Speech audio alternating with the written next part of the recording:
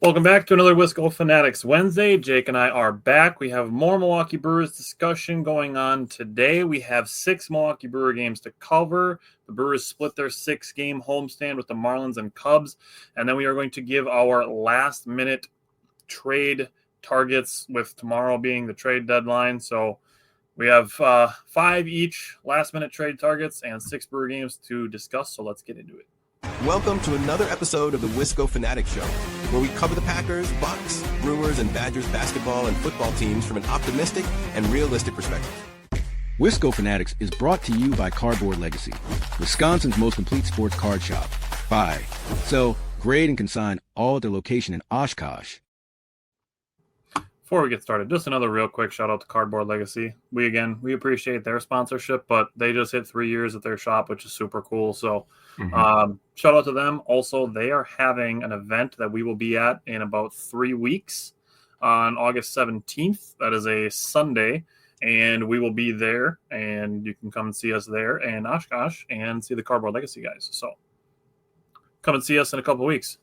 With that said, we have 6 Brewer games, like I mentioned, to discuss with the Milwaukee Brewers, starting with Milwaukee Brewers and Marlins Game 1. So, Jake, what did you take away from Brewers-Marlins Game 1?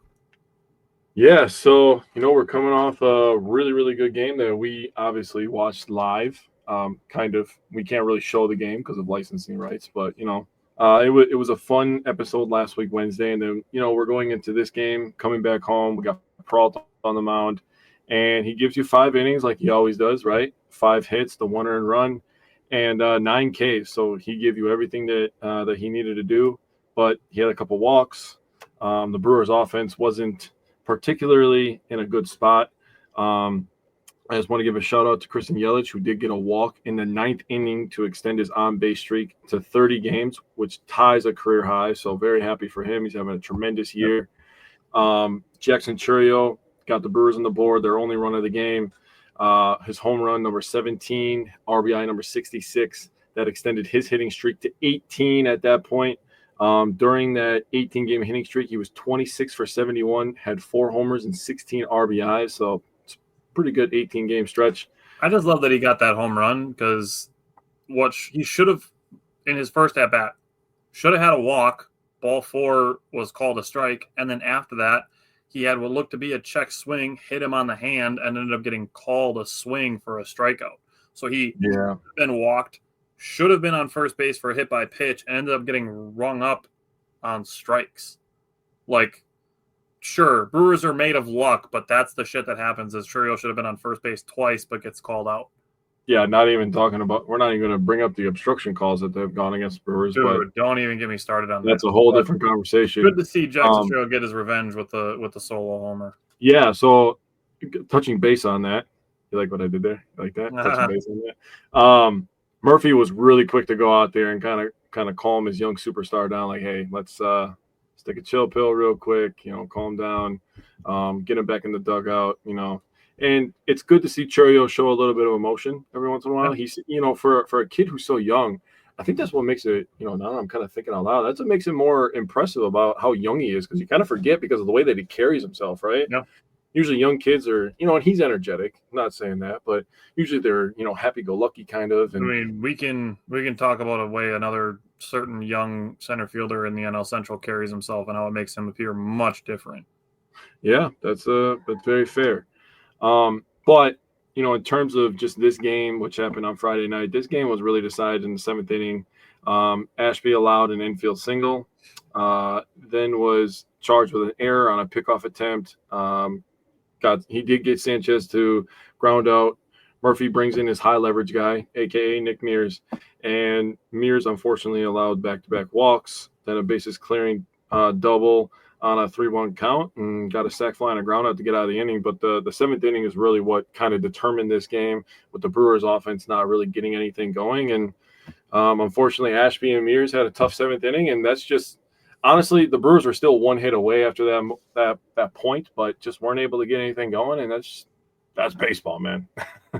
Yeah, and the only other thing that I would add on Mears is that we found out after the game that he tweaked his back a little bit on the last warm-up pitch that he threw in the bullpen before coming into the game, and he was kind of hoping it would just kind of iron itself out.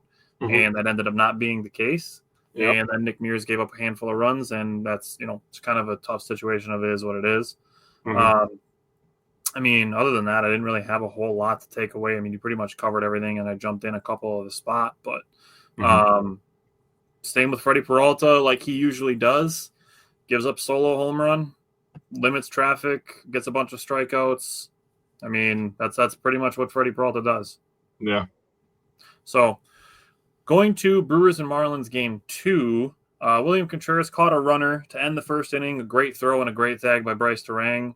We got to see Sal Frelick back. He hit a chopper single in his first at-bat. In the bottom of the second, top of the second, Brewers had first and third after an Andrew Vaughn double and Isaac Collins single. Then Bryce Durang struck out. Isaac Collins got caught, and facing the risk of no runs, Caleb Durbin delivered a single to get the Brewers on the board, and then he got caught stealing. Top of the third, the Marlins tied it on a misplay by Isaac Collins. Wouldn't call it an error. I think it was Bill Schroeder who was like calling it an error several times, and it's like it's not so much an error as it is just a misplay by taking a bad angle. Like he went too directly at it, should have angled back a little bit more. That's the way I saw it. But the Jackson Churio to Joey Ortiz to Caleb Durbin got the relay, got the runner out at third. So good job by the outfield there. Top of the fourth, a leadoff solo home run, and then 3 guys got on, but nobody else reached with 2 outs. So good job limiting the damage there. Top of the fourth, Jackson Churio had a leadoff double that extended his hitting streak to 19. Isaac Collins got the beneficiary of a misplay. His slide attempt, the slide attempt by the outfielder, the ball went just off the edge of the left fielder's glove. And that one, in my opinion, also was more of a hit than a misplay. I use the word misplay, but I still think that's more of a hit because he did take a pretty good route. Got off the tip of his glove. Bryce Durang doubled the right center, give the Brewers a 3-2 lead, and then Caleb Durbin just missed hitting a home run. Top of the fifth, we got a very rare but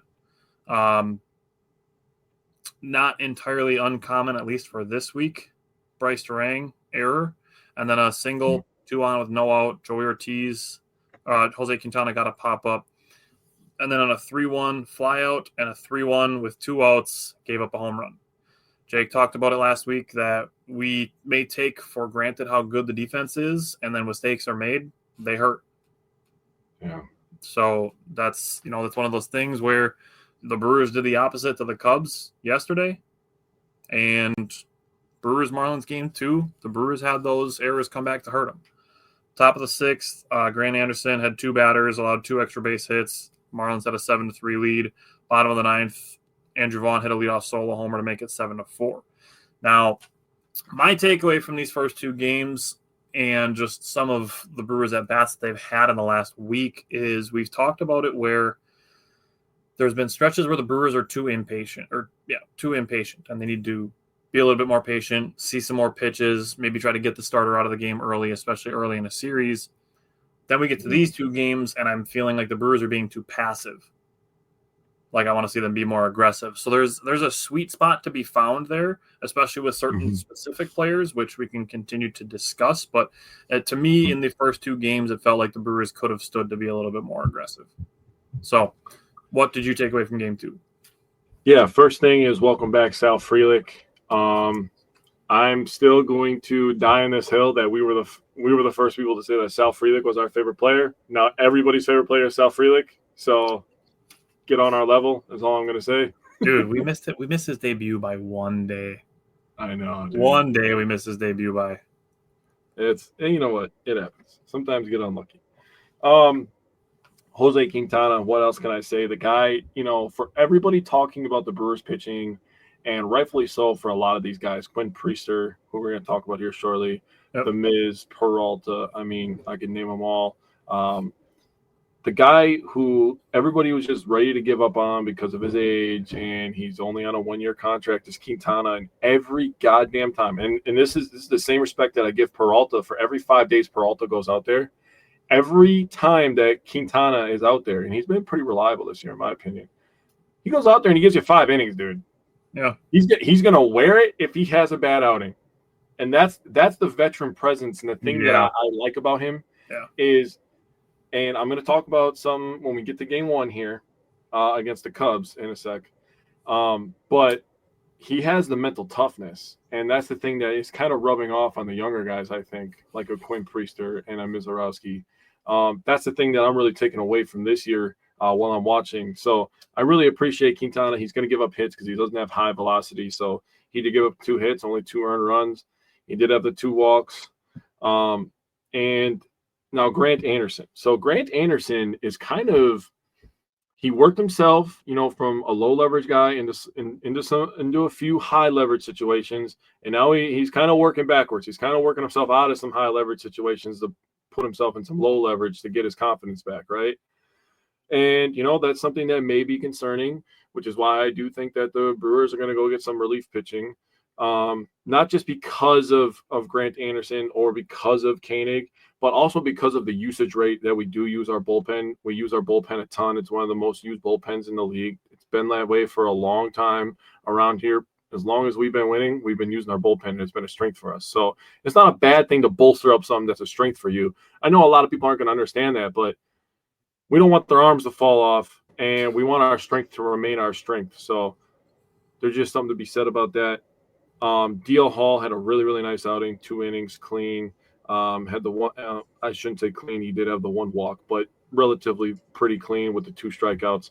And Koenig got a good outing as well, one inning and 1 hit. 3 of the 4 runs were scored with two outs. So that's something that they did carry over, into the next game.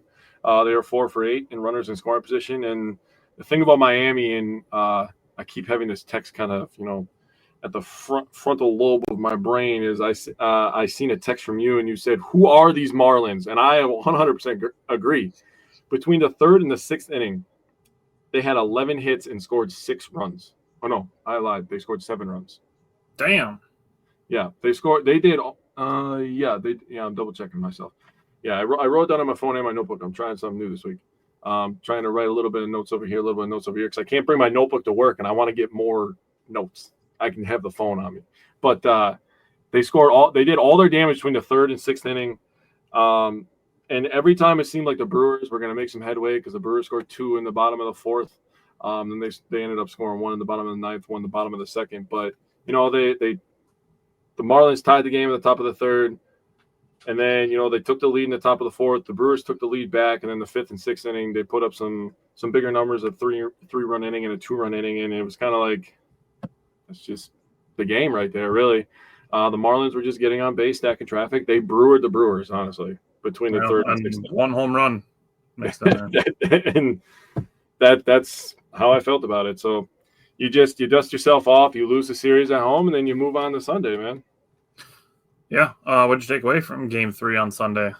Yeah, so I was really excited going into this game. I was like, all right. So we may have lost a few in a row. That's fine. You're not going to win 162 in a row, and that's something that we are very loud about, and we should be.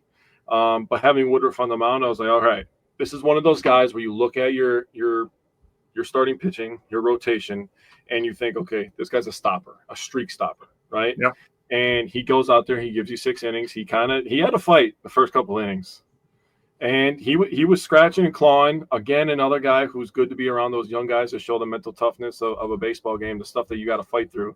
Because his control wasn't as good as it was, the first 5 outings that he was back. He did have the 3 walks, but he did a really nice job limiting traffic, getting outs when he needed to, getting ground balls when he needed to. And, Ashby comes in for him in the 7th inning, and he pitches an absolute perfect inning. I mean, obviously the 2 walks again, but they didn't hurt him. The thing about Ashby, his stuff moves so much, bro. Yeah. It is honestly mesmerizing watching him throw a pitch fucking 99 and it's fucking snaking. You're like, that is bullshit. Then he throws a curveball that goes like this. Dude. I think that some batters don't swing on Ashby's shit because they can't fucking see it, dude. Yeah. I'm watching on the screen. I'm like, yeah, dude, that's bullshit, dude. No way. Yep. Like 98, 97. You're like, what the fuck is it? Now it's moving? It's already fast. But, I feel like that's why he gives up some walks, because he literally, stuff just moves so much. And I know that's something that you brought up in the past with Ashby as well. So, yeah. His curveball is a stupid amount of movement because he throws it in the 70s, so it has like 50 inches of break. Yeah, it's filthy. Uribe, very good outing for him, and Trevor McGill, locked it down. But I talked about the two out hitting. Vaughn and Churio both got the first 2 runs for the Brewers were with 2 outs. First it was Vaughn, then it was Churio later in the game. I love the toughness of this team, man. That's the thing that really is making me believe. Is we talked all year about everything, the totality of everything. Winning in different ways. This guy contributes. Bottom of the lineup is winning the game today. The stars are pulling their weight today. The pitching, the defense, everything.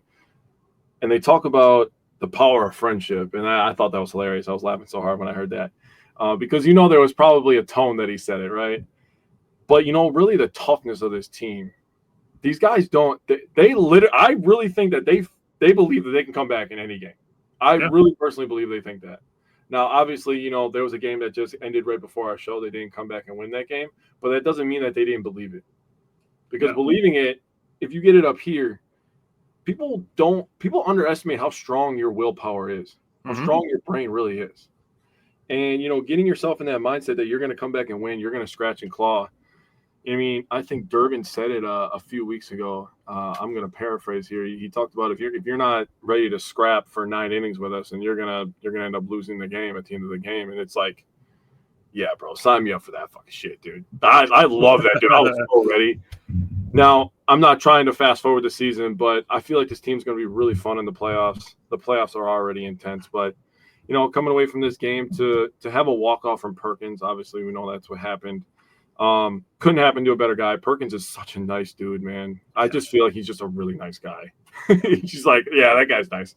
But I love the toughness of this team. I love that Trevor McGill was able to lock things down on top of the 9th to get the win, and the Brewers ended up paying him back in the walk-off. It was a good Sunday because of how this game ended.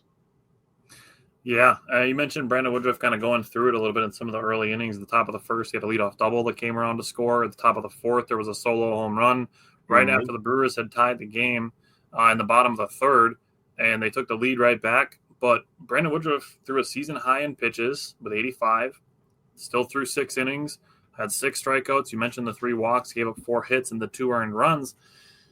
There's being a lot made of the Brewers limiting Brandon Woodruff and Jacob Misiorowski's innings. The thing is obviously, like, we can talk about what's next with Misiorowski, but Brandon Woodruff, both of his last 2 outings were short, quote unquote, by pitch numbers at 66 and 85, but he threw 6 innings in both of those games. Yeah. So if he's getting you through 6 innings on limited pitch counts, that's where, like I said, we're going to get to a point where he's going to throw like a 7-inning shutout against somebody in late September, or, I mean, ideally in the playoffs, he can give you something like that. And nobody's going to be like, oh my God, where did this come from? And we're just going to be like, yeah, he had all those 6-inning outings where he was only throwing 70, 75, 80 pitches. So it shouldn't come as a shock to anybody that he can throw 7 complete innings with, minimal damage and only have 90 pitches. Yeah. That's how efficient he is.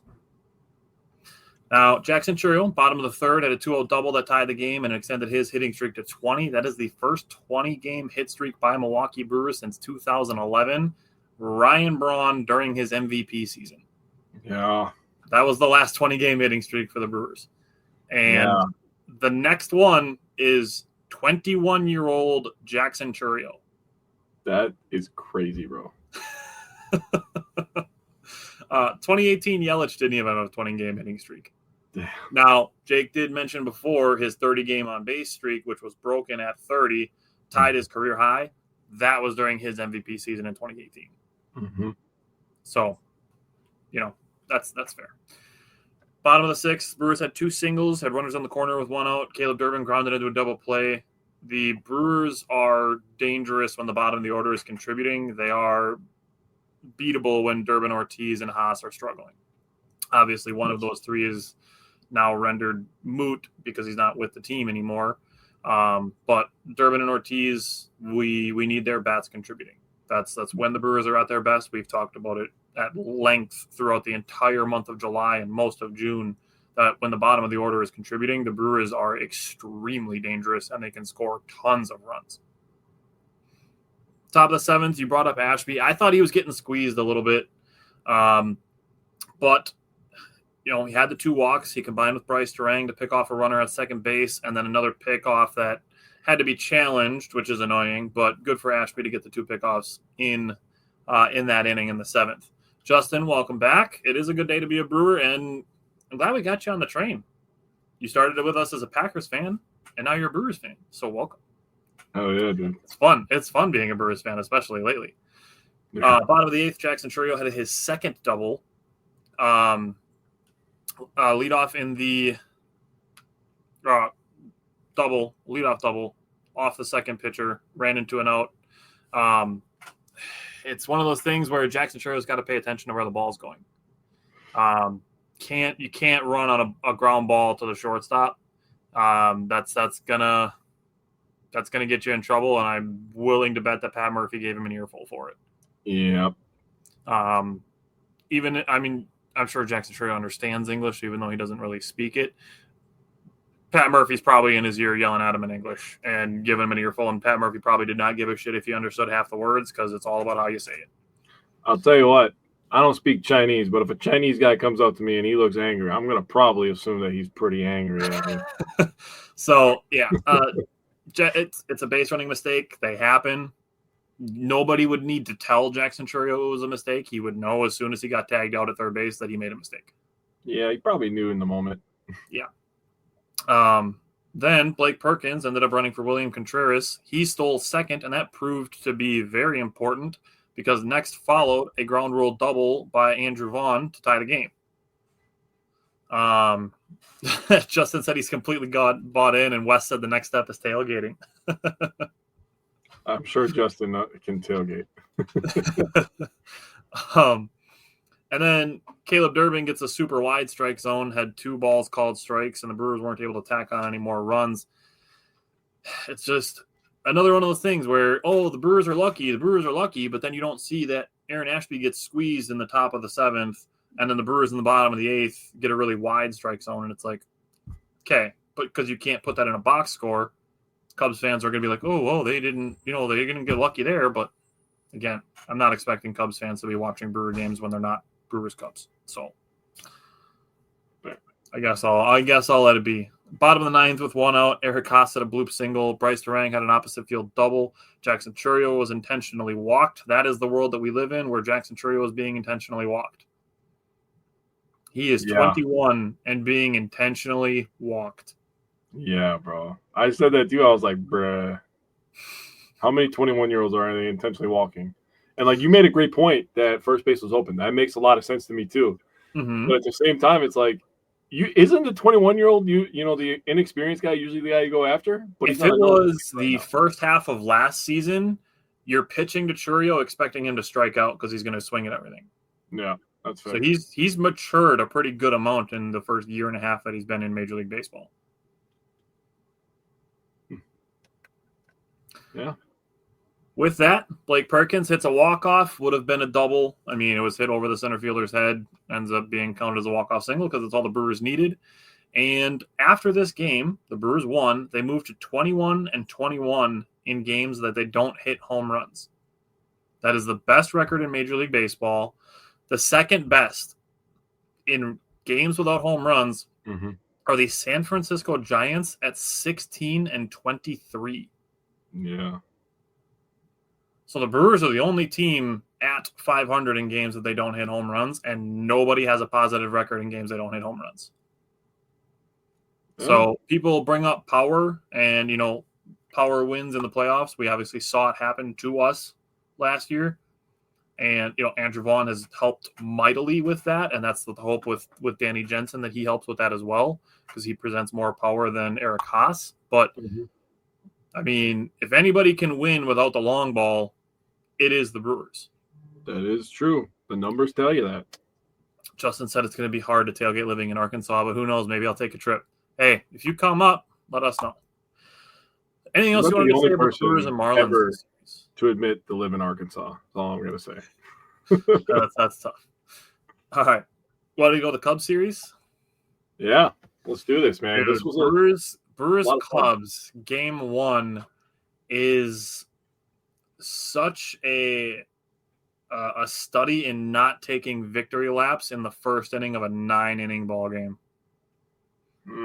It's especially considering that you scored 3 runs and not 23 runs.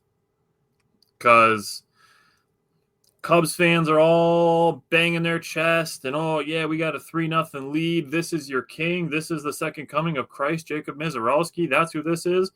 Fucking Chicago sports media tweets out, oh, this is Jacob Mizorowski doing his best Jordan Love impression. Yeah. All that fucking victory lapping in the first inning just to lose 8-4. You got up 3-0 on a head start on an error and Mizorowski fighting his command a little bit, which I think kind of pair. Just Mizorowski not throwing good balls at the beginning of this game. You got a 3-run head start before the Brewers even batted, and then you got outscored 8-1 after that. Yep. So with that, 3 runs to score, bloop single, a walk, should have been a strikeout, turns into a ball hit off of Mizorowski's shin. Thankfully, he's good. A wild pitch on a strikeout, that equals a run, and then the overthrow on the tapper equals 2 more runs. You're welcome for 3 runs. The Brewers literally handed you a 3-run head start. Jacob Mizorowski threw 40 pitches in the first inning, including 13 foul balls, and a 10-pitch at-bat that ended in a strikeout of Nico Horner. Pat Murphy did say that would have been his last batter if he got on base. But Mizorowski got him to strike out. Then it only took him 40 pitches to go through the next 3 innings, 9 up, 9 down, including a challenge that shouldn't have had to been challenged, but, you know, the Brewers are just lucky, so I guess what it is what it is. So essentially 4.5 pitches per at-bat, and he finished with 7 strikeouts total. The first 5 outs of the game were strikeouts. He had 2 at-bats versus Pete Crow Armstrong. Both of those were ending in strikeouts with some really ugly swings mixed in. So if we're looking at Jacob Mizorowski and Pete Crow Armstrong being, you know, kind of one of the pitcher-hitter matchups to watch in the NL Central in the coming years, Mizorowski's off to a good start. And Justin said I cringed when he got hit. He's tough and he's big. So yeah. Christian Yelich said after the game that this was his favorite Mizorowski start. He said he'll learn from it more than the ones that he cruises and just racks up a bunch of punchies, was the word that Yelich used. Racked up a bunch of strikeouts. He said it was a bigger deal because he settled down and recovered well. Essentially that he got those 3 runs, essentially none of them really feeling earned, and settled down, retired 10 batters in a row, finished the 4 innings. I mean, did it fairly efficiently. The fact that he threw a 40-pitch first inning and then 40 pitches to go through the next 3 innings. Just a really good job by Jacob Mizorowski to forget the first inning and be the really good version of Jacob Mizorowski through the second through the 4th. Now, flip side, Matthew Boyd for the Cubs, he was fighting his command too. Brewers drew 2 walks in the first inning, didn't score any runs. Drew another walk in the second after a 2-out single, no runs. Bottom of the third, at the top of the order, came up to bat. Sal Frelick had a walk. William Contreras had a 1-out single. Christian Yelich had a double. All 3 of those, Sal was a single, not a walk. All 3 of those hits were all pulled. Then Brewers are on the board, ended 25 1/3 scoreless innings by Matthew Boyd. Andrew Vaughn drew a walk to set up Isaac Collins, who's been pretty clutch this season. And he, on a 3-2 count, takes a great swing on a ball in the outer third and hits an opposite field single to tie the game. Bryce Durant gives the Brewers a sac fly for the lead, and the Brewers are up 4-3 after the Cubs and their fans did tons of victory lapping after their 3-0 lead. Took 4 innings, not even 4 innings for the Brewers to take it right back and keep it. And then one thing I don't think that we're talking about enough, Jake, I know you gave him credit in one of his earlier games, but we are not talking about how good DL Hall has been. Dude, Like Telling you, bro. I'm saying it to put a pin in it for myself, for those of you watching, for you. We need to talk more about how good DL Hall has been. And I said this to somebody today. The Brewers are in such a luxurious state that they have DL Hall and Aaron Ashby in their bullpen. We're going to talk about Ashby in a second when we get to game 2. Bottom of the 5th, Andrew Vaughn hit a solo shot, made it 5-3. The highest number of earned runs that Boyd has given up all season, the most since May 23rd when he gave up 4 to the Reds. Nick Mears got a 1-2-3-6. That was good to see him pitch well after tweaking his back during the Marlins series. The bottom of the 6th, Sal Frelick with 2 outs.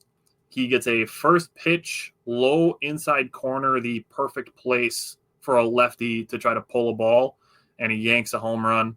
Love to see that. We talked about it in the beginning of the season that we were kind of buying into the hype of Sal adding 15 pounds of muscle, and he's got 8 home runs after having 6 in the previous 2 years. Do you remember what he said early in the season, how he gained the weight? His mom's marinara sauce, bro. That's literally the most Italian thing ever.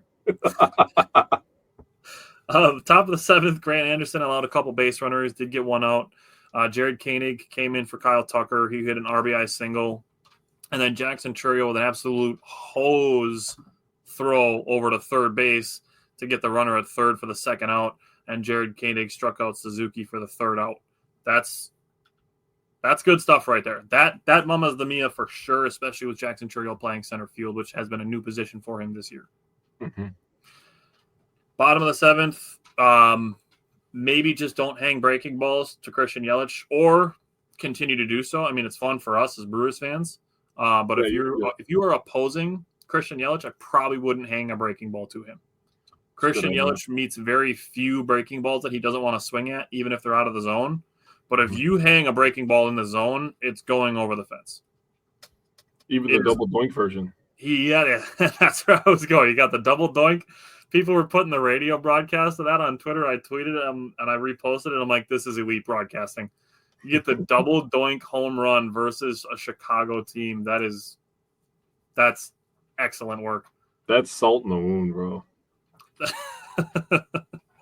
That was his 20th home run. That's the first time he's had 20 home runs since 2019. So great stuff from Christian Yelich. Jackson Chourio didn't have any hits, but he did have 2 walks, so we can switch his hitting streak to an on-base streak, like we were with Christian Yelich. And then the last thing, Craig Yoho got 2 really quick outs and then gave up 2 walks. Pat Murphy visibly wicked pissed coming out of the dugout. Didn't want to have to use Trevor McGill for the 2nd day in a row. But Trevor McGill is just like, yo, I got this. Gets a 3-pitch strikeout of Suzuki, and it's just like, all right, yep, let's go home. Yeah. So I'll try to do my best to add on here. You covered a lot. That was very nicely done. So I was trying to set myself up to talk about Miz because, I was bouncing off of Yelly's comments, which Tyler read. Miz showed a lot of toughness, man. And that's something that you can be an elite prospect, an elite athlete. But if you don't have the mental toughness to get through tough times, you're not going to be a Hall of Fame, all-pro type player. So for Mizorowski to do that, as my daughter is visibly upset upstairs at my son, Mizorowski just looked fantastic after the 1st inning. And I was going to bring up the Jordan Love thing. I wasn't sure if you were going to, but I was like, the Chicago fans are literally the definition of insanity, bro. Yeah. And if you look up the definition of insanity on Google right now, it'll tell you extreme foolishness or irrationality. You tell me another goddamn fan base that is extreme foolness every offseason in the NFL or celebrates victories too early. Did we not just see this? What year was that? Was that 21 or 22? When we came back from like 8-0 or whatever against the Cubs, and that's basically what ended their year, right before the trade deadline. Was that 21? I think so, because that was Aaron Ashby's debut. Oh, okay.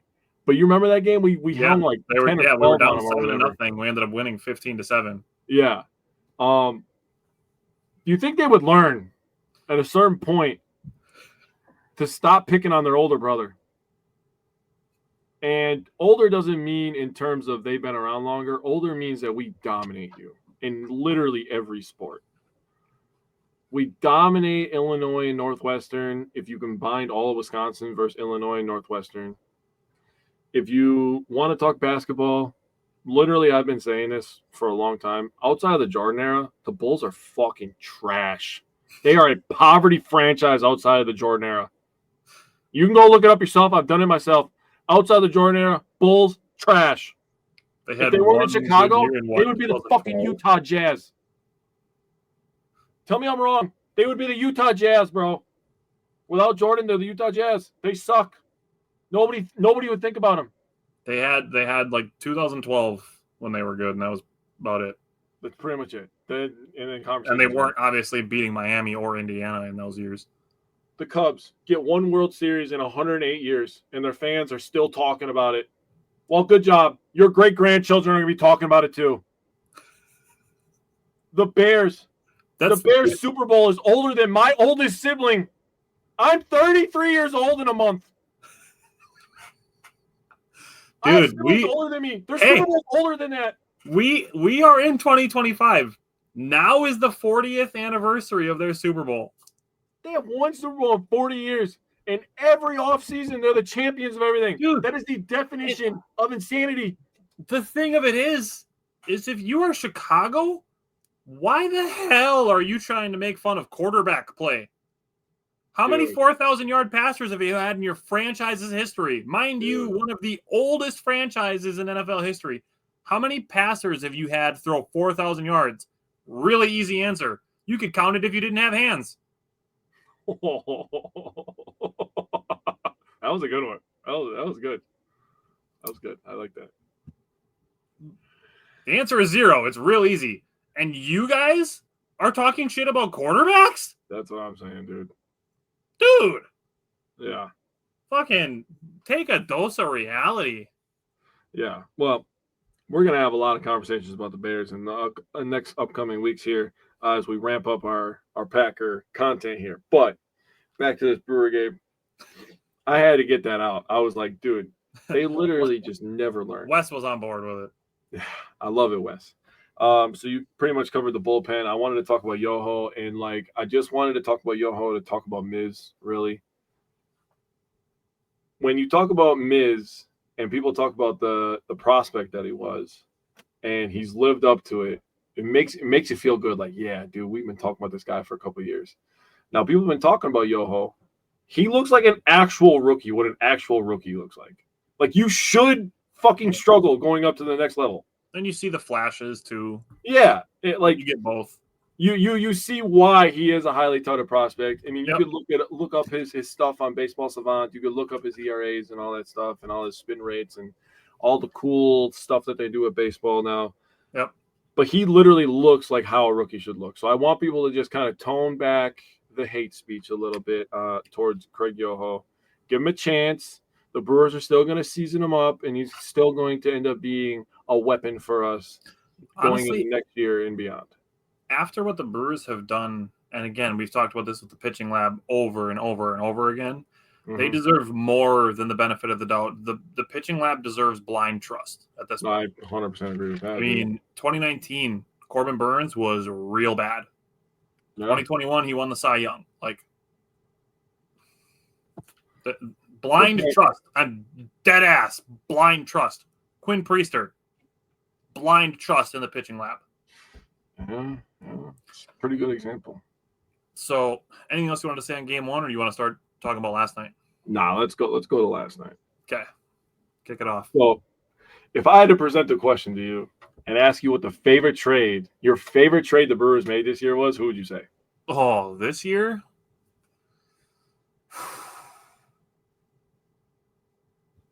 Because they were both shining last night. That's so tough. I mean, there's insane stats for both of the trades. It's not Danny Jensen because he's been here for 3 days, but right. Between Quinn Priester and Andrew Vaughn, man, I'd probably say Andrew Vaughn just because I did want the Brewers to trade for him a few years ago. Yeah, back when he was playing at his best. 2022 and 2023 and 2024 were a little rough, but 2021 Andrew Vaughn was real good. And that's what the Brewers are essentially getting from him is the best version of him. Mm-hmm.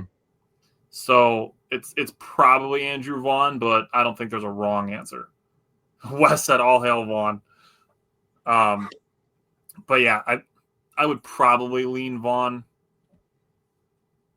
Yeah, and I wouldn't disagree with you. Now, picking this is almost like picking your favorite child, right? Like sometimes you're my favorite kid. Sometimes you're my favorite kid. Sometimes I don't like any of you. Look at both of the kids behaving on the same day. What a time! Yeah, right. Priester after this win improved to 10-2 on the year. That is insane, and it's crazy. And the Brewers have won 11 straight Quinn Priester starts. Yeah, 11 straight Quinn Priester starts. That's stupid, dude. Yeah, that's insane. He gave us 5 2/3. He gave up the 8 hits. He had 2 earned runs, 2 walks. Now, about the walks and him not being able to finish 6 innings, dude, he had to sit for a long time, bro, and then try to come out there and like go again. I mean, that's a tough situation to be in. So for Ashby to come in, get the 1 out. I loved Ashby finishing out the game, saving the bullpen. Oh yeah, for the game. That was fucking massive. And even if the game today didn't end up like we wanted, giving some of those guys 2 days off in a row, I've already talked about how the bullpen is used. We're one of the most used bullpens in the league. That's still a good thing for us. So you can still take positives away even when something doesn't go your way, and that's something that we have talked about for years now. Those extra days off matter now because in August, the Brewers, you'll hear it on the broadcast, they play 19 games in 18 days. So take the extra days off when you can get them. Yeah. Because we're about to be sweating during August. Yeah. Especially like the middle weeks in August that's what they call the dog days of summer, and it's going to hit us pretty fucking hard. Ashby and Hall are going to be massive with that. If the Brewers don't do anything with Nestor Cortez, which we're going to talk about trade targets here in just a second, if the Brewers keep an extra starter and have 6 starters, wouldn't shock me for a second. Wouldn't shock me for Mizorowski to get sent down for Logan Henderson or Chad Patrick during that stretch, just because it's going to be literally all hands, all arms on deck in that stretch, because that's going to be such a torrid stretch of games. Yeah. So expect a lot of transactions during those 19 days. Yeah. In terms of this game right here, Priester and Ashby, I thought did a really, really nice job controlling Chicago traffic. Chicago had runners on 2nd and 3rd in the 4th inning with 1 out. Didn't score. They had runners. They got lucky on that, by the way, because the first one was a ball off of Quinn Priester's glove, and the second one would have been a double play, but Bryce Durang had a bobble, so they only got a fielder's choice out of it. True. So lucky Cubs in that situation. They also had 1st and 3rd with 1 out in the 5th inning, and they didn't score in that situation either. An inning-ending double play to Seiya Suzuki. It seems like that guy either hits a bomb, strikes out, or hits into a double play. That's literally what I have to talk about that. The at bat before it, because before that there was a leadoff double. Mm-hmm. And then a 1-out walk to Kyle Tucker. Now, I was okay with it being essentially an intentional walk to Kyle Tucker with first base open, knowing that Quinn Priester can get ground ball double plays. Yeah. So that was a good strategy of Chris Hook, Pat Murphy, Quinn Priester, William Contreras, of them to pitch kind of around Kyle Tucker to see, maybe if he'll chase something. Right. But to essentially allow him to get to first base to face Suzuki with the opportunity to get a ground ball double play to get out of the inning. Yeah, big time stuff right there. Obviously, we know the Brewers end up winning this game 9-3, making them winners out of 15 of the last 18 games. So they're on an absolute freaking hot streak. A guy who's starting to heat up is William Contreras. And I wrote this down last night after his RBI that he pulled to left field. I was like, he's starting to hit the ball hard. He's starting to hit the ball with some conviction. And if he gets any launch angle on this son of a bitch, he's going to start hitting some over the wall. And obviously, Spoiler alert. I saw today's game. We're going to talk about that yet, but I was like, damn, bro. Maybe you should lock in a little bit more. Siegler and RBI, he's like, hey, let me hit a couple bombs real quick. Yeah, right. And yeah, I got some thoughts on that. King Vaughn, dude. So there's this dude I follow on TikTok, and he is the funniest dude to me because like he like complains about Chicago sports, but like he does it like comic relief almost. And he's a White Sox fan. And he was watching the game last night, and he's like, this guy can't keep getting away with this. And then all of a sudden, you know, after the drop on Yelly's hit from PCA, Vaughn comes up with a hit straight up the middle, and he's like freaking out. No, right? Then he cuts to the next part where he has bases loaded. He's like, watch this ugly motherfucker hit the ball over the wall. I swear to God, I'm going to crash out. Launches it. Best part about that grand slam was easily Craig Counsell. By far the best part. As soon as he heard the sound, he said, yup, get somebody up in the pen now. I'm not even going to lie to you. That might be my favorite moment of the season so far. Dude, that was... Andrew Vaughn hitting a grand slam and seeing Craig Counsell immediately turn around to the bullpen phone. That might be the best highlight of the season. Dude, legitimately, watching that highlight, that he literally heard the sound and he knew. He was like, yeah.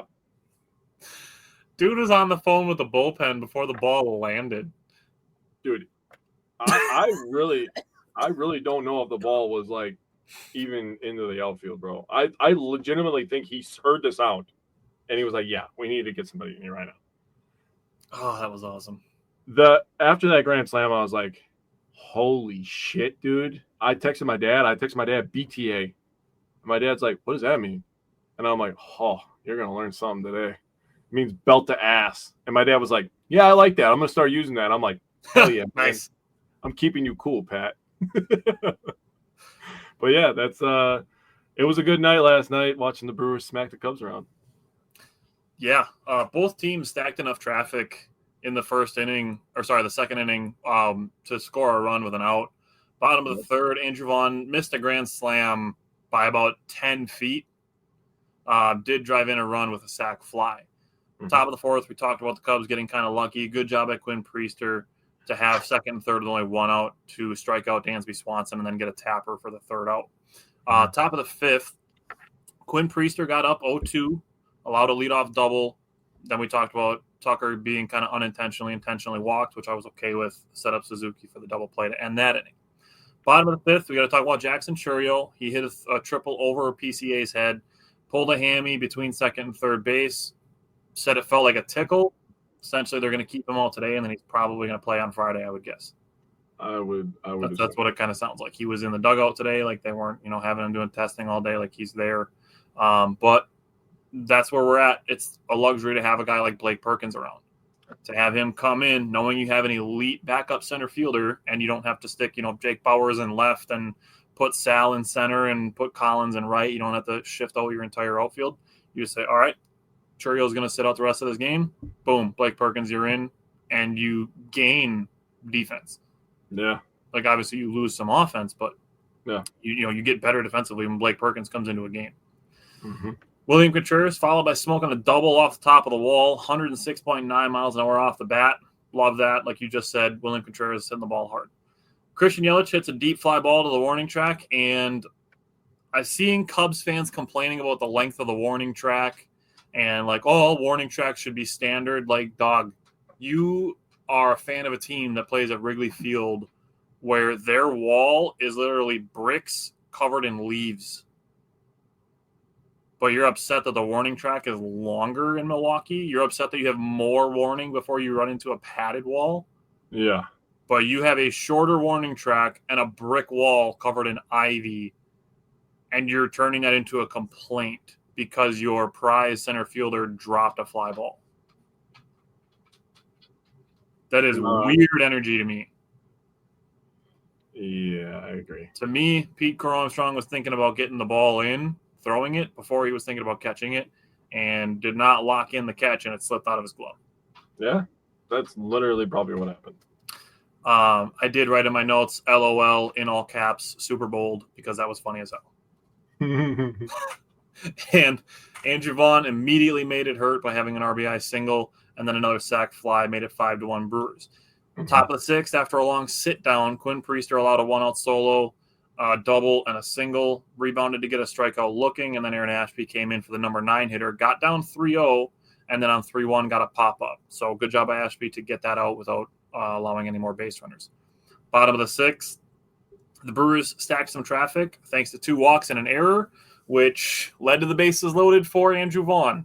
And I wrote LOL in my notes again, and then I wrote grand slam in all caps and in bold, because, I mean, there aren't enough like crazy good things you can say about Andrew Vaughn, but for him to have a 10-game stretch with his new team, to be in a conversation where his stats over 10 games are him and Barry Bonds, and that's it, is crazy work. Yeah. Like, I was hoping to get 2021 Andrew Vaughn, who could hit 20 homers in a season, and he's got 4 in like 10 games. Yeah, keep that up. Yeah, like we got another 45 games. So if he hits another 16 home runs this season, bro. Holy crap. Unfair. And the White Sox got Aaron Zavalli. Yeah, what did we trade for Aaron Zavalli? I forgot. I don't remember. I'll double check. Was it Drew Rasmussen and JP Fireeisen? It wasn't a lot. I know that. So, top of the 7th, the Cubs did get a run on a sac fly. Sal Frelick had some good range in the gap to make it a catch and not a double that would have ended up allowing maybe another run to score. But this was the second day in a row that the Cubs fans got an early head start on the drive home. Second day in a row, the Cubs fans were filing out in the 7th, 8th, and 9th inning. Yeah. With this game, Andrew Vaughn became the first Brewer since Manny Pena in 2021 to have 6 RBI versus the Cubs, and just a super fun first and second game of this Cubs series. And you get to today, and it's like, all right, you want to sweep. You don't expect to sweep teams. I mean, we preach it here often to win 2 out of 3. Take 2 out of 3 of every series. If you win 2 out of 3 of every single series throughout the entire season, you win 104 games. So take 2 out of 3. That's what the Brewers did. They did it in a divisional series. Top of the first, Freddie Peralta gave up the solo that he occasionally allows, and William Contreras tied it in the bottom of the first with his first home run since June 14th. The top of the third, it did seem like the Cubs were sitting on Freddie Peralta throwing the changeup, which is something between last year and this year that he's thrown a large number of. It led to 2 walks and then a big 2-out hit that the Cubs just hadn't been able to get in the first 2 games of the series, and they were able to put up a 4-run inning. Bottom of the 4th, William Contreras hit his second home run of the day. Bottom of the 5th, Blake Perkins had a double. Joey Ortiz had a single, and then Sal Frelick had a sac fly to make it 5-3. The Brewers weren't letting the Cubs have it easy, but in the top of the 6th, the Cubs broke it open, and that's pretty much where this game ended, with the Cubs having a 10-3 win. But taking 2 out of 3 from the Cubs is extremely important, and after Jake gives his thoughts on today, I want to give one more stat before we move on. Yeah, so just to recap, the Brewers traded Gregory Berrios, who is the Brewers' number 21 prospect of their top 30, for Aaron Zavalli, and that turned into Andrew Vaughn. Fireeisen and Rasmussen must have been for Willy Adames. Yeah. Gregory Berrios, and he's still in the minor leagues, and from what I'm looking at, he has been banged up a lot this year. I think he was in Appleton when we traded Zavalli for him. Yeah. We traded him for Zavalli. Yeah. So good trade. Another masterclass from the Brewers. Today's thoughts. Honestly, I love that Contreras is starting to hit the ball harder. I love that I set myself up for that moment. He did a really nice job on his second home run, just staying with the pitch and just sending it to opposite field.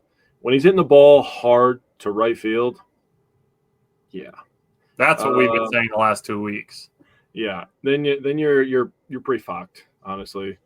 And if he starts hitting the ball like that, hitting the ball to the opposite field, Sal Frelick's going to get another heater. Christian Yelich is going to get on another heater.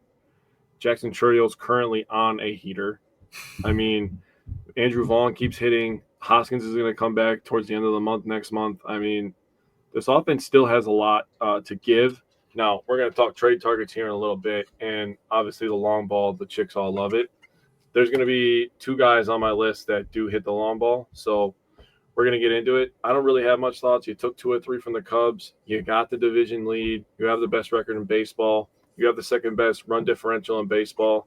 I mean, after last night's game, you got it down to 2. Obviously, today's game, you lose by 7. They put the gap up again. The thing about the Cubs is coming out of the All-Star break, they played at home. Then they played in Chicago versus the White Sox, and then they came to the Brewers. They have not had to travel. Then they go back home after today. Right. So, obviously, we talked about how the Brewers, they have a big stretch in August. But, the Cubs, they're going to have some road games that are going to be tough. I mean, just going into August alone, I mean, they, like you said, they go home to face the Orioles. They have a 6-game home stretch. Then they go to St. Louis. That's not very far. They go to Toronto. They play the Pirates. Then they have the big 5-game series versus us. But then after that, they got to go out to Los Angeles.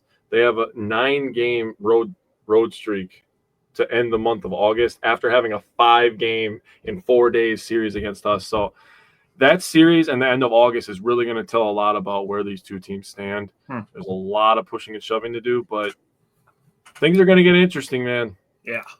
So William Contreras versus the Cubs this series batted 6 for 12. Obviously, that's 500. Had 2 hits in all 3 games, drove in 3 runs, had the 2 home runs today, had 1 walk and no strikeouts. Looking at what the Brewers have next, they're off tomorrow. Tomorrow is the trade deadline. Then they have 3 games at Washington, and we will have the first 2 games of the Braves series next week. So the Brewers are heading to the East Coast next week. With that said, we do have one more segment today. And like I said, tomorrow's the trade deadline. So Jake and I each have 5 trade targets. And I'll go first because my number 5 guy isn't super spicy. And it's Dylan Lee. He's going to be 31 Friday. He is an expiring contract from the Braves. He is a left-handed relief pitcher. He's got 2.70 ERA in 46.2 innings pitched, has 51 strikeouts, only 11 walks. He has allowed 8 home runs, but this will be the first of 2 left-handed relief pitchers that I have on my list. I don't think the Brewers would have to give up a ton to get him. He's a little bit older. The Braves just would look for maybe a double-A type of prospect that we can get this reliever for. I will say the reliever market is heating up a little bit. So that price might go up. But my first target is Dylan Lee, left-handed relief pitcher from the Braves. Yeah. So my first, I feel like only one of my guys is really spicy. But my first guy I have on my list is Anthony Bender, relief pitcher from Miami. He has a 1.83 ERA. He's having a career year, obviously. So the price is going to be a little high for him, but he would be tremendous on our team. He has 18 holds this year. He has been put in some save situations. He's 3 for 6, so not great. But in the Brewers pitching lab, anybody can turn into an all-star. He had he's only giving up a 160 batting average, and he has a 0.97 whip. So those are both elite. He has 2 years of ARB control. So right there, he's going to be a little bit more expensive just because of the arbitration. And I broke down his pitching. He has a 4-seamer. He only uses it 1% of the time. A changeup 3% of the time. That number would go up in Milwaukee. I promise you that. His slider is 22%.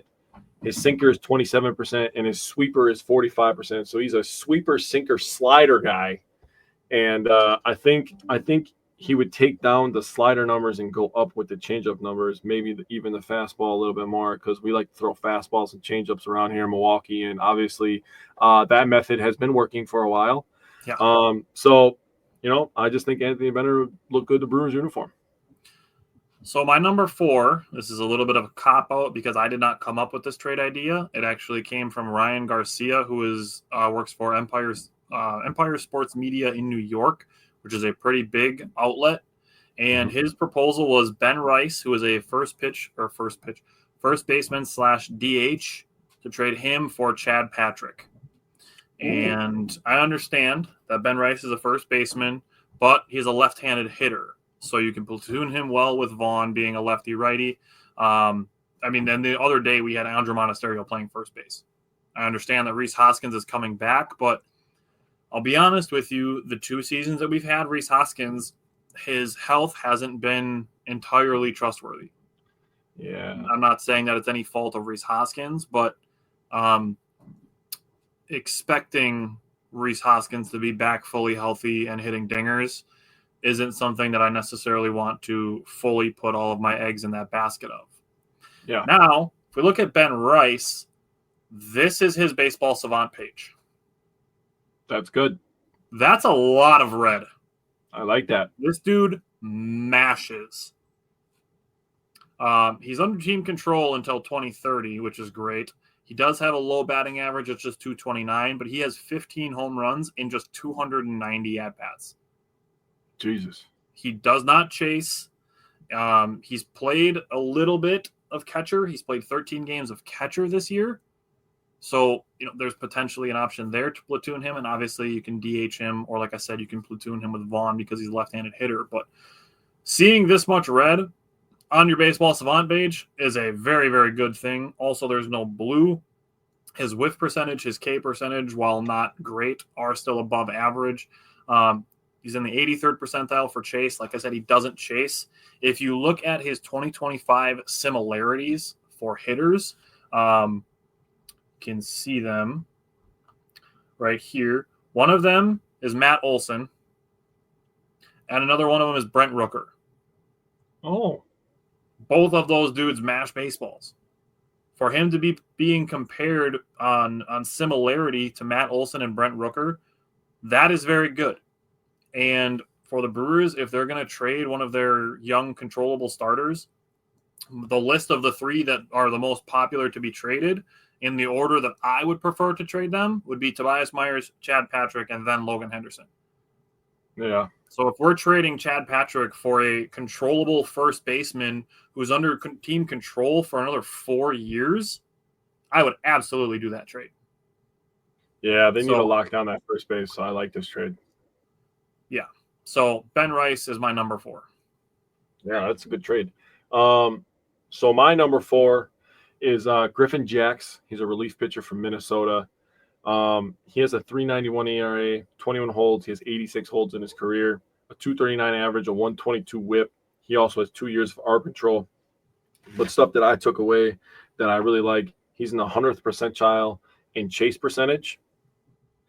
He's in 99th percentile in whiff percentage and K percentage. And he's in the 87th percentile in fastball velocity. So this guy has swing and miss stuff. I just think you get a guy nasty like that who can get swings and misses and strikeouts alongside of a McGill and Uribe towards the end of that bullpen. Now you start setting yourself up for 7, 8, 9, and you're going to extend your starters in the playoffs anyways. So if you can get Freddie Peralta instead of 5 to give you 6, you can get Mizorowski to give you 6, and Brandon Woodruff's going to give you 6 every once in a while. And then you set yourself up, with Jax at the end of that. Now he's going to be a little bit more expensive because he's had some good years. The ERA is a little bit pumped up this year. Minnesota's a really weird team this year. They started out bad, then they went on an insanely hot streak, winning like 13 games in a row, which is still the longest in MLB right now. Brewers are second, I believe, with that 11-game win streak. And then they just played pretty much 500 baseball after that. Win 2 out of 3, lose 2 out of 3. So I think Griffin Jacks is a guy where they can probably get a hitter, get another relief pitcher or a starter, if the Brewers were going to consider that. And this might be a spot. You were talking about Tobias Myers and be the one that you would give up controllable. That might be a good spot to throw Tobias Myers in. He can play there for a few years. They don't really have a lot of good starters over there, so I say go for it. I think Griffin Jacks would be a great pickup for us. Yeah. So my number 3, I'm going to give the full disclosure, 99% probability that he's staying where he is. And he is the only guy that I would consider including Cooper Pratt in a trade for. Ooh. I will be legit honest with you. I would include Logan Henderson and Cooper Pratt in a trade for this player. And it's Maikel Garcia from the Kansas City Royals. He's real good. He's going to be real expensive because he's 25 years old and has 4 years of team control. He was an all-star this year. He's batting .301, .357, .476 with an .833 OPS. He's only struck out 56 times in 431 plate appearances. He's got 10 home runs and 28 doubles. He would be an upgrade from Joey Ortiz, extremely from batting, and still a boost, and still a good defender. So essentially, Michael Garcia becomes your shortstop of the future, and you can platoon Joey Ortiz and Caleb Durbin at third base. Yeah, I like that. Okay, so my next guy. Now, when you think about making a trade, you're going to think about, okay, how do we set up the lineup? You want a guy that can play kind of multiple positions. This one is going to be on a lot of Brewers, podcasters, wish lists. It is Ryan O'Hearn from the Baltimore Orioles. Guy can play first base. He can play outfield. He can DH. That gives you a lot of lineup flexibility.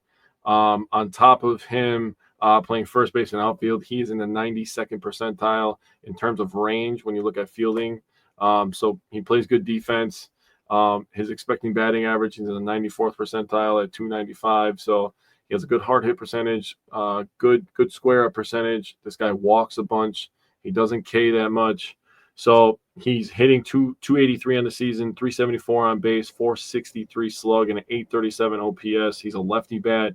He's got 13 homers and 43 RBIs. The only problem is a free agent at the end of the season. But if you're going to go for it, you're going to want to go for a guy that plays defense, can play multiple positions. He would be a seamless fit in Milwaukee. All right. My number 2 is another left-handed relief pitcher, and it's Danny Coulombe from Minnesota.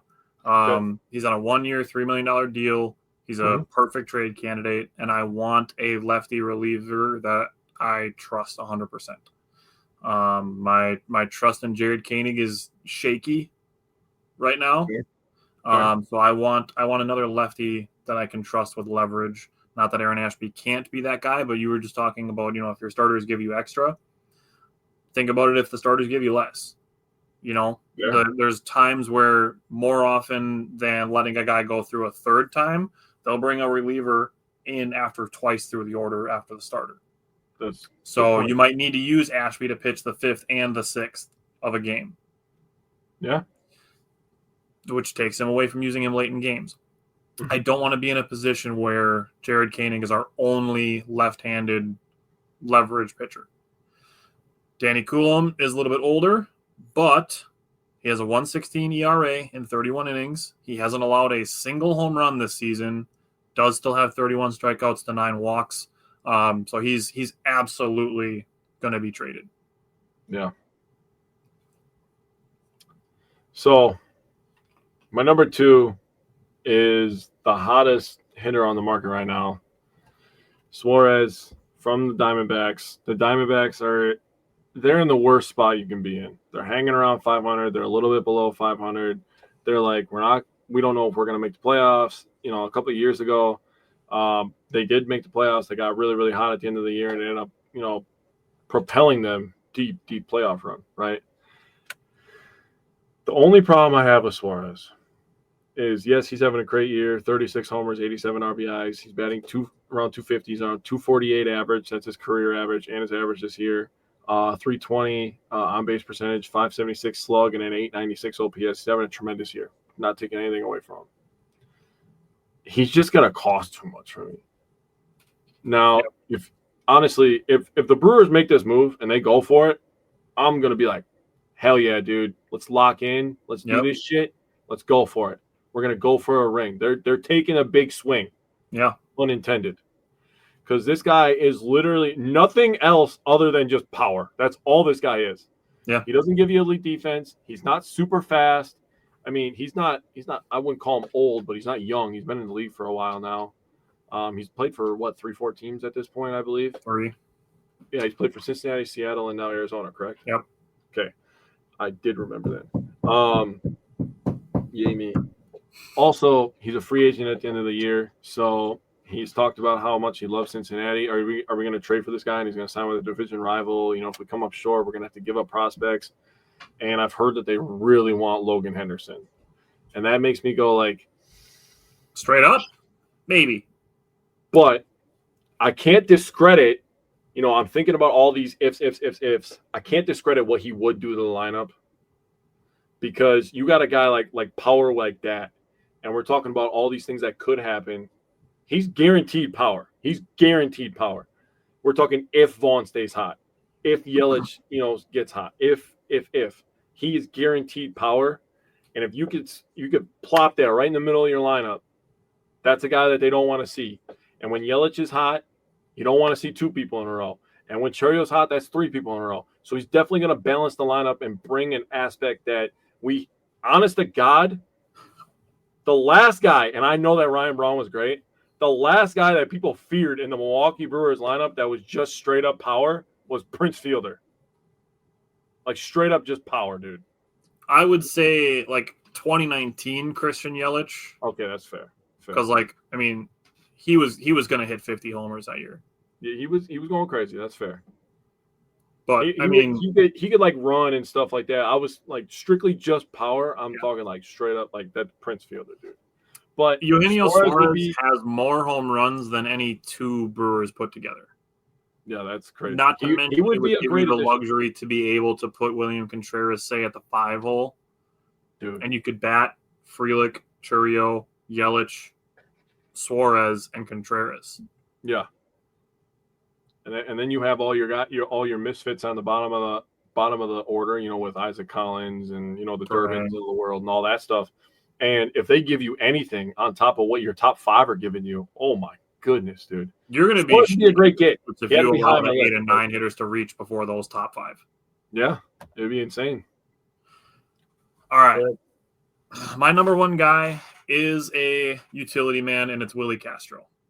He's my number 1 guy. I think he makes the most sense and would also not be the empty the farm guy. You talk about Eugenio Suarez, and I hope the Cubs do trade for him, and I hope they give up their entire farm system for him. Because the thing with the Cubs is they can hit. Yeah. They can absolutely hit. Their entire outfield rakes. Yeah. And Michael Busch is a solid hitter too. Mm-hmm. They need pitching. So I would love it if they emptied their farm for another bat. Me too. If they would get Mackenzie Gore, that I would not be super excited about. Because that would be a good trade for them. Mm-hmm. But, if you're just going to go grab another bat when you're already good on offense, you're putting all your eggs into the same basket.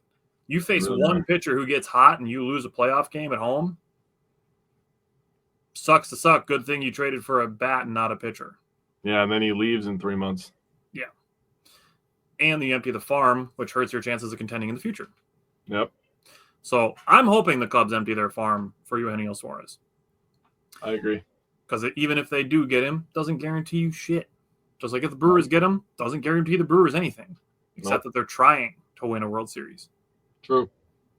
So Willie Castro can play second base, third base, left field, right field, and a tiny bit of shortstop, kind of more of an emergency type shortstop. Mm-hmm. He was an all-star at shortstop in 2024, but he's got some pop. He's got 10 home runs. He's a switch hitter, which is nice. That adds to the value. And he crushes fastballs. He has a plus 10 run value versus four-seam fastballs, a plus 5 run value versus cutters. He does chase 3.8% more than the average, but that's not a crazy number. But the hitting from the shortstop position is the biggest opportunity for the Milwaukee Brewers to improve. Mm-hmm. So Willie Castro is my number 1. So my last guy, there's absolutely a 0% chance of this happening. 0% chance. But I promise you, when I name this guy, every Brewers fan likes this guy. He's on a team that's underperforming, and he would be a seamless fit on this Brewers team. We've seen it before. Willie Adames would be the perfect trade. I'm so serious, though, dude. I was like, okay, they need power, a good locker room guy. A guy that they can have control over for a while. Like, those are all things that Brewers like. And I'm like, fuck, dude, the Brewers should just trade for Willie Adames, bro. It would just fit so good. You don't have to worry about what to pay him. He's already getting paid. You're gonna take Hoskins' money off the books next year, and then you're just gonna give it to Willie Adames. Everybody's happy at that point, dude. He can go back to 27, and he can just come back to us. I think that would be the perfect fit, bro. I didn't even have to write any stats down because I was like, Willie Adames, bro. Great power, great locker room guy, seamless fit. Didn't even plan this for both of us to have our number one guys be named Willie, but hey, when things work, they work. When they work, bro. All right, so there you have it. Tomorrow is the MLB trade deadline, so we will be paying very close attention to any moves that happen between now and then. Other than that, we will be back next week with 5 games, so tune in again next week, and we will see you then. Thanks again for tuning in, and we'll see you next week.